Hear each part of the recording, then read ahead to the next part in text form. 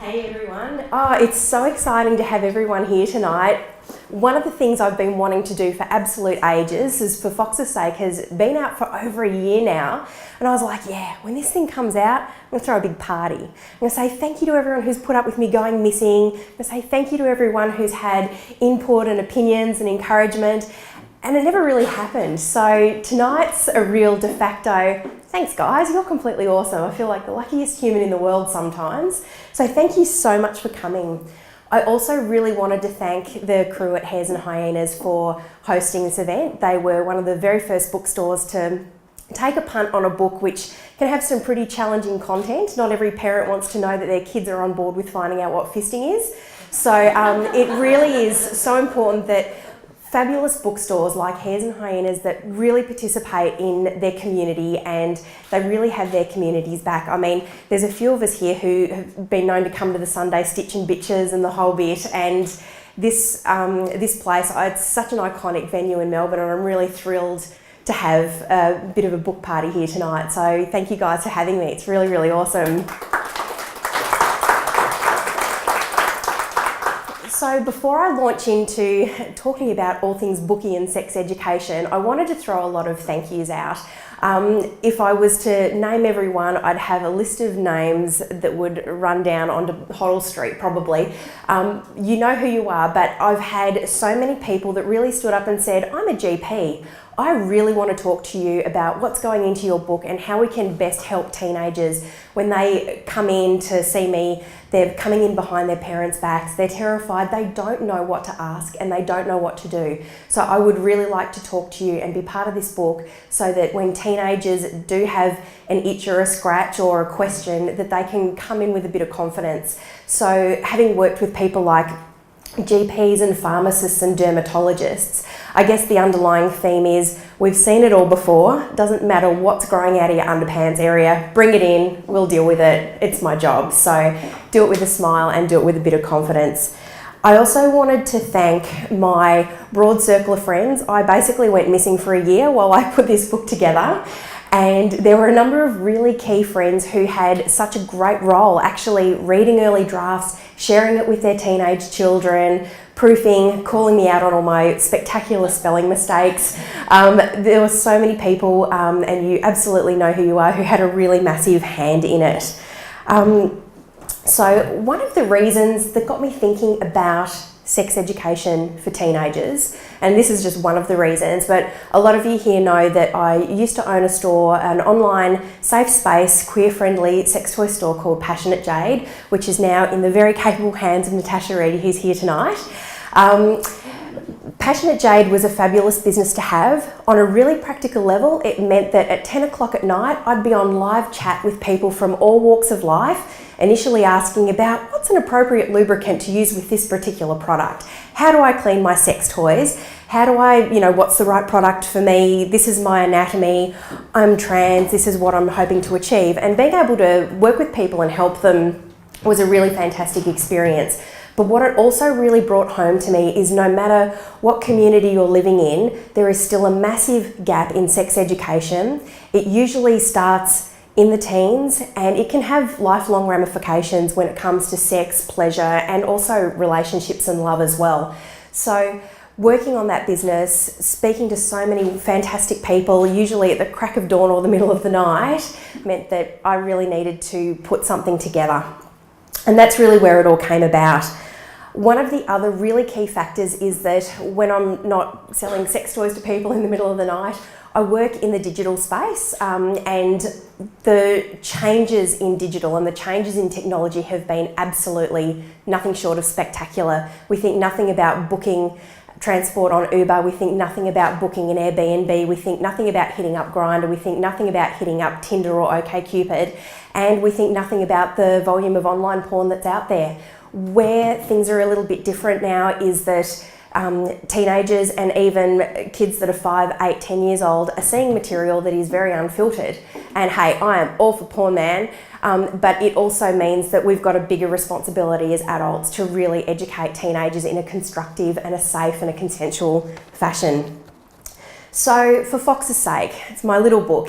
It really looks at sex, love and relationships from that big picture view. What I also wanted to make sure is that our fantastic rainbow coloured queer community of every sort of identity, every sort of orientation is actually accurately addressed. Terminology is addressed properly and everyone has a voice, because I really want to do whatever I can as an individual to minimise teenagers who are growing up potentially freaking out or not knowing who they are, not knowing what their adult lives are going to be. And you know, to quote the Trevor Project, it gets better. And I want to make sure that teenagers do know that we're all different kinds of rainbow, we're all really cool humans and we all have really great lives and there's hope out there for them. So we're staring a really unique time in the face in terms of teenagers. So right now it's early 2017 and 5 years ago it was 2012. Snapchat was super shiny new. Instagram was actually really new and had just been bought by Facebook and is just starting to be really used by the masses. Now that's only 5 years ago. Pinterest in 2012 actually won a Startup of the Year and it's one of the biggest social media juggernauts out there. 5 years ago, there weren't any so-called revenge porn laws. They're a little bit consistent and they're a little bit state-based, as Q&A covered off a little bit the other day, but we are getting there. There are more protections for people that are just living their lives in the digital space and someone goes, hey, nice selfie, I'm going to share that naked one around. So things are improving a lot. But online dating 5 years ago, aside from Grindr, was really in its infancy and now over 50% of adult Australians have used online dating in some form or another. It is literally the new normal when it comes to getting out there and getting amongst it. So looking at 2017 now, where are we today? We're all becoming digital natives, even if it's by accident. Those of you in the room who know my dad, he's currently hanging off a mountain in Nepal. He's 78 years old. He's partying his ass off. Last year, he literally walked from the west coast to the east coast of the UK on foot at 78 years old. Like, he's a fantastic punter. He has got himself an iPad and the Gmail, and he is rapidly becoming a digital native. So we know that when the real older generation, it's becoming natural and it's becoming easy and it's becoming really useful, that the world has literally changed. It's now estimated, and the research itself is very wiggly on this, so bear with me, but up to 37% of all web traffic is porn of some kind. Now that's the equivalent of a great white shark in a suburban swimming pool. Absolutely zero criticism on the porn industry. It is merely a context of this is how much material is out there. Kids 7, 8, 9, 10 are seeing it, and they're usually seeing it on an iPad or a smartphone, and they're often usually seeing it outside of their own homes. So it means that parents who may be taking a really responsible view of things and saying, yep, we really want to protect them, but we're absolutely prepared to communicate when the time's right, that decision is being, rightly or wrongly, taken out of their hands. So there's a really, really huge shift. And as I said before, more than half of all adults are now meeting their lovers and partners online. So it is a completely different universe 5 years ago to right now, which means that parents are in almost zero position to use their own experiences when it comes to talking about sex, love and relationships with their teenagers. So parents who are often 20, 30 and 40 years older than their kids, how do they actually get in front of the wave? They have to be really brave. Bottom line, they might not want to talk about Cleveland Steamers or a good old Dirty Sanchez, but the reality is Urban Dictionary loves that stuff, Pornhub loves that stuff. They are going to have those conversations whether they like it or not, and they're often going to have those conversations a lot sooner than they wanted to have them, but that is the new reality. So if your teenager or if your tween even is saying, what's this thing I heard about in the schoolyard, as parents, you've got to suck it up and go, actually, I'm really uncomfortable talking about that, but hey, I'm going to talk about it. And I'm going to get some knowledge and I'm going to get in front of this and I'm going to give you a bit of guidance and tell you what it's all about. Particularly, I do see a lot of adults think that selfies, particularly teenagers taking heaps of selfies, it's really silly, it's just stupid, it's narcissistic, it's vain.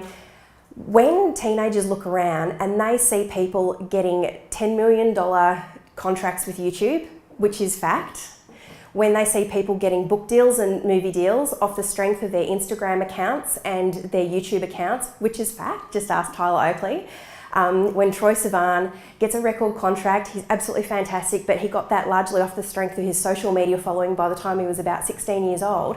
Teenagers are seeing that, and that's fantastic. It's aspirational, but it means that it's changed.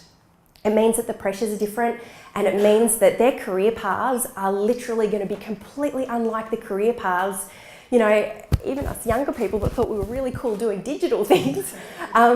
It's not going to be anything we recognise, and it's not going to be anything that resembles what we're comfortable with. Teenagers are literally being paid to look great on Instagram. So let's get in front of the wave, let's accept it, let's encourage it, let's have some darn fun with everything that's going on, and let's just be grown-ups about it. You know, I've got a real view that as a community, we need to gather up all of the support we can for teenagers, whether it's books, to family, to professionals, to schools, to networks, digital content, videos. MTV's producing some really cool stuff. Telstra and Project Rocket are producing some really cool cyberbullying material at the moment. There's some great stuff out there. So we need to be brave, we need to answer questions, we need to get in front of the wave, and no matter how uncomfortable we are talking about it. And as business people, as content creators, as adults, and let's be honest, the people holding the purse strings when teenagers like to think they do, but not so much, we need to create the content that teenagers want to see, and we need to engage them, and we need to get them to participate. It just looks really different. But the great news is that we can do it. I got a little bit of a butterfly thing recently. I saw a social post that a friend and colleague on Los Angeles put up. Her name's Anne Hodder. She's a qualified sex educator. She works with Planned Parenthood. She's an activist, and she's really at the coalface. She's directly engaging with teenagers who want to improve their sex education, and she's out there, even at government level, trying to influence things. You know, on the surface, the data's a bit scary. There's really low condom use rates among teenagers. There's high STI rates among teenagers. But when you actually dig deep, when you actually pull the research apart a little bit, you definitely see a smart, savvy and engaged group of young people who are going to run the world, which is really awesome. They want knowledge and they want education. They want to live really great lives. And some research came up in her post that the STI figures were coming down and condom use was going up. And Anne posted this data with one word: proud. So let's get behind these really awesome teenage humans. You know, who knows, we might learn a little bit more ourselves. So thank you so much for coming tonight. I'm really happy to answer any specific questions people will have. There's some money on the bar. Stephen will be taking photos of everyone over here. Please come up and get a photo. I would love to have photos of everyone who's come tonight. Feel free to tweet, and have fun. So thank you so much for coming, everyone. And buy lots of books from Hares Hyenas tonight. There's some really cool stuff here.